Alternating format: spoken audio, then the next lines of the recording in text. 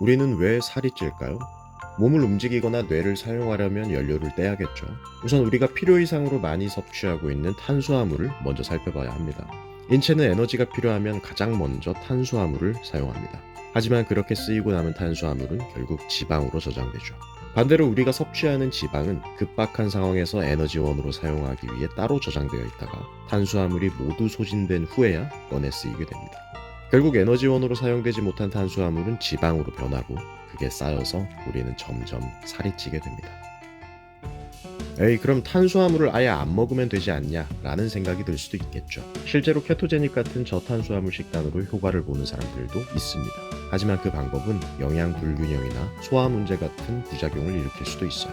세상에는 모든 사람에게 똑같이 통하는 다이어트법은 없다는 거죠. 하지만 저는 누구에게나 적용될 수 있는 다이어트 개꿀팁을 알고 있습니다. 우리는 왜 탄수화물 새끼를 그렇게 끊지 못할까요? 배가 고파서 먹는 게 아니라 마음이 허기져서 먹는 것이기 때문입니다. 인간은 음식을 먹지 않고도 7일이나 버틸 수 있다는 연구 결과가 있지만 탄수화물을 먹으면 뇌에서 도파민이 분출되고 잠시 쾌감을 느끼게 되죠. 그 보상회로는 반복될수록 더 큰 자극을 원하게 만듭니다.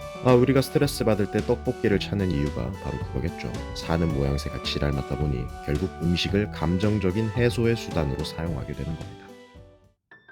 근데 더 심각한 건 그 다음이에요. 이런 감정적 식습관을 스스로 합리화한다는 거죠. 스페셜 K는 살안쪄, 제로 콜라는 괜찮아, 맛있게 먹으면 0칼로리 같은 궤변들이 존재하죠. 사실 전부 근거 없는 자기 위안일 뿐입니다. 그 믿음이 옳고 그른지를 떠나 우리는 우리가 믿고 있는 것에 대한 긍정적인 증거만 수집하려 하거든요.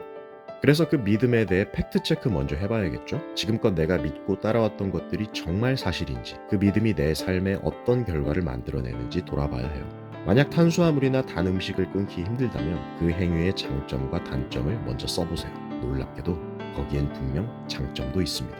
자, 이제 선택은 남의 기준이 아닌 여러분의 몫입니다. 남이 이야기하는 살 좀 빼라, 건강하게 살아라 와 같은 말은 결국 위선일 뿐이며 여러분을 절대 변화시킬 수 없습니다.